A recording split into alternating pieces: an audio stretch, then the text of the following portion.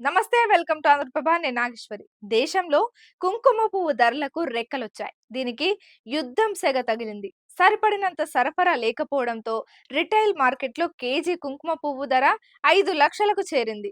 కుంకుమ పువ్వును సుగంధ ద్రవ్యాల రారానిగా వ్యవహరిస్తారు. వంటల నుంచి ఔషధాలు, సౌందర్య సాధనాల్లోనూ దీన్ని వినియోగిస్తుంటారు. కశ్మీర్లో దీన్ని ఎర్ర బంగారం అని ముద్దుగా పిలుచుకుంటారు. ప్రపంచంలో పండే కుంకుమ పువ్వులలో 90% ఇరాన్‌లోనే పండిస్తున్నారు. అక్కడ ప్రతి సంవత్సరం 430 టన్నుల కుంకుమ పువ్వుల ఉత్పత్తి జరుగుతోంది.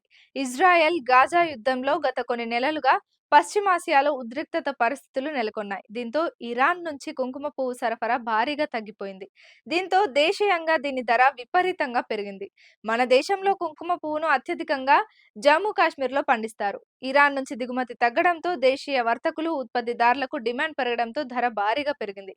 హోల్‌సేల్‌లో 20%, రిటైల్‌లో 27% మేర ధరలు పెరిగినట్లు వార్తలు వచ్చాయి. పశ్చిమాసియాలో ఉద్రిక్తతలకు ముందు హోల్‌సేల్‌లో కిలో కుంకుమ పువ్వు ధర 2.8 నుంచి 3 లక్షల వరకు ఉంది.